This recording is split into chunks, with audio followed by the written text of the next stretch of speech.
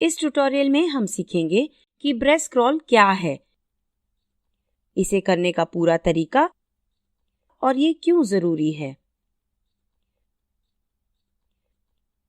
आइए पहले हम समझेंगे कि ब्रेस्ट क्रॉल क्या है। जब शिशु पैदा होता है तो वह प्राकृतिक रूप से स्तनपान करना जानता है। प्रसव के तुरंत बाद मां के नंगे पेट पर रखे जाने पर शिशु खुद ही मां का स्तन ढूंढकर स्तनपान शुरू कर सकती है। इस पूरी प्रक्रिया को ब्रेस्ट क्रॉल कहते हैं। ध्यान दें कि 9 महीने कोख में पूरे किए हुए शिशु जो सामान्य तरीके से या ऑपरेशन से हुए हों, उनको भी ब्रेस्ट क्रॉल कराया जा सकता है, और जो पैदा होते ही काफी रोए हों। असंतुलित शिशु जिनका जन्म पर कम वजन हो, उन्हें ये नहीं करवाते क्योंकि उनको सांस की तकलीफ हो सकती है, जैसे सांस फूलना। अब हम बात करेंगे ब्रेस्ट क्रॉल करने के तरीके की और ये करना क्यों जरूरी है। पहले ये पक्का कर लें कि प्रसव के कमरे का तापमान 26 डिग्री सेल्सियस है। अगला, शिशु को उसकी मां के नंगे पेट पर रखकर साफ करें। शिशु के हाथों के अलावा उसका पूरा शरीर साफ करें। याद रखें कि शिशु के हाथ गीले रहने दें। साफ करते हुए उसके शरीर की सफेद परत ना उतारें। ये शिशु को ठंडे वातावरण से बचाता है। शिशु को साफ करने के बाद वो गीला कपड़ा हटा दें। शिशु को सुखाने के बाद स्वास्थ्य सेविका को धड़कन वाली नाल महसूस करनी चाहिए। जैसे ही धड़कन बंद हो जाए, उसे काट देना चाहिए। अब फिर से शिशु को मां के नंगे पेट पर इस तरह रखें कि उसका पेट मां के पेट को छुए। उसका सर मां के बिना धुले स्तनों के बीच में रखा जाना चाहिए और उसका मुंह मां के स्तनों के नीचे होना चाहिए। अब शिशु ब्रेस्ट क्रॉल के लिए सही स्थिति में है। क्योंकि आगे बढ़ना बहुत प्राकृतिक है, इसीलिए वो आसानी से मां के स्तनों तक रेंग कर पहुंच सकती है। अगला, शिशु और मां को गर्म रखने के लिए उनको एक साफ सूखा कपड़ा ओढ़ाएं और शिशु को टोपी पहनाएं। ध्यान दें कि आगे के चित्रों में टोपी और कपड़ा नहीं दिखाया जाएगा, ताकि ब्रेस्ट क्रॉल के दौरान शिशु की स्थिति साफ दिखाई दे। शिशु को कपड़ा ओढ़ाने के बाद मां को अपने हाथ से शिशु की पीठ को सहारा देने को कहें। अब बात करेंगे शिशु के ब्रेस्ट क्रॉल करने की काबिलियत की। जन्म के बाद शिशु बहुत सतर्क और स्तनपान करना जानती है। अपने साफ न किए हुए हाथों की महक सूंघकर उसका थूक निकलता है और आंखों की कमजोर नजर से भी वह अपनी मां का चेहरा और एरियोला देख पाती है। एरियोला निप्पल के आसपास का काला भाग होता है। अपने हाथों और पैरों का इस्तेमाल करके शिशु आगे बढ़ती है और रेंगते हुए मां के स्तनों तक पहुंचती है। कुछ शिशु तुरंत रेंगने लगते हैं और कुछ को समय लगता है। स्तन तक पहुंचने के बाद शिशु उसे पकड़ने की कोशिश करती है।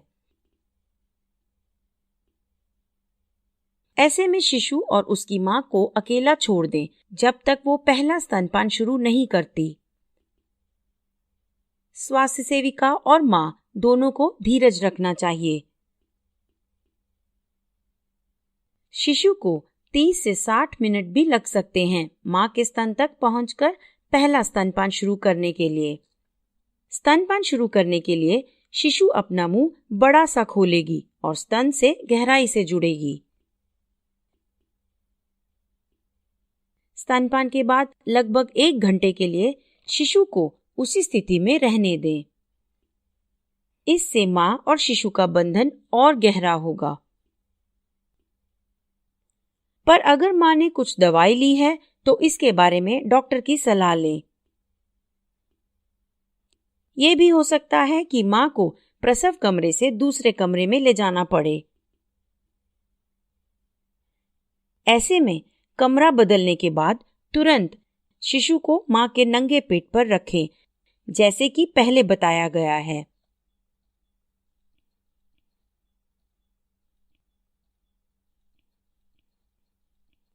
अब बात करेंगे ऑपरेशन से हुए शिशुओं के लिए ब्रेस्ट क्रॉल की। ये करने के लिए शिशु को माँ के पेट पर रखने के बजाय माँ के सीने पर इस तरह रखना चाहिए कि शिशु की टांगें माँ के सर की तरफ हों। शिशु का सीना और पेट माँ के कंधे पर और उसका मुंह माँ के स्तन पर होना चाहिए। ऑपरेशन वाले कमरे में ही शिशु को जितनी देर हो सके स्तन को चूसने दें। याद रखें, प्रसव के तुरंत बाद किसी भी देखभाल से ज्यादा जरूरी है दोनों को एक दूसरे के नंगे शरीर के साथ रखा जाना। ब्रेस्ट क्रॉल होने के बाद ही जन्म के बाद वाली नवजात देखभाल देनी चाहिए। अब बात करेंगे कि ब्रेस्ट क्रॉल नवजात शिशु के लिए क्यों जरूरी है। ब्रेस्ट क्रॉल करके शिशु को माँ का पहला दूध, जिसे कोलोस्ट्रम कहते हैं, वो मिलता है। वो पीला और गाढ़ा होता है। ध्यान दें कि प्रसव के बाद कोलोस्ट्रम की मात्रा शिशु के हर स्तनपान के बाद धीरे धीरे बढ़ेगी। पहले दिन शिशु 5 मिलीलीटर पिएगा, दूसरे दिन 10 मिलीलीटर पिएगा और तीसरे दिन 25 मिलीलीटर, 40 मिलीलीटर चौथे दिन और 55 मिलीलीटर 5वें दिन। ऐसा हर स्तन से हर बार स्तनपान के दौरान होगा। इतना नवजात शिशु के लिए काफी है। इसलिए शिशु को कोलोस्ट्रम के अलावा कुछ नहीं देना चाहिए। कोलोस्ट्रम शिशु के लिए पहला टीका है। उसमें इन्फेक्शन से लड़ने के लिए प्रोटीन होता है जो शिशु की रोग प्रतिरोधक शक्ति बढ़ाता है। जन्म के बाद शिशु को ताकत पहली बार इसी से मिलती है। कोलोस्ट्रम शिशु के खून में ग्लूकोज को कम होने से बचाता है और शरीर की बाकी प्रक्रिया बनाए रखता है और एक स्वस्थ दिमाग भी बनाता है। ये शिशु को उसका पहला मल निकालने में मदद करता है। ब्रेस्ट क्रॉल से शिशु गर्म रहता है क्योंकि वह अपनी माँ के नंगे शरीर के साथ होता है। वो खुद ब खुद माँ के स्तन से गहराई से जुड़ना सीखता है। ब्रेस्ट क्रॉल से माँ के स्वस्थ बैक्टीरिया शिशु को मिलते हैं और ये बैक्टीरिया शिशु के आंतों में जाकर इन्फेक्शन से लड़ते हैं, जिससे कि शिशु की रोग प्रतिरोधक शक्ति बढ़ती है। ब्रेस्ट क्रॉल से शिशु को माँ का प्यार और सुरक्षा मिलती है, जिससे दोनों में बंधन गहरा होता है। ब्रेस्ट क्रॉल से माँ को भी फायदा होता है। शिशु के पैरों के जोर की वजह से माँ के कोख पर दबाव पड़ता है। ये दबाव गर्भाशय को सिकोड़ता है और गर्भनाल को निकालने में मदद करता है। स्तनपान शुरू होते ही माँ के शरीर में ऑक्सीटोसिन की मात्रा बढ़ने लगती है।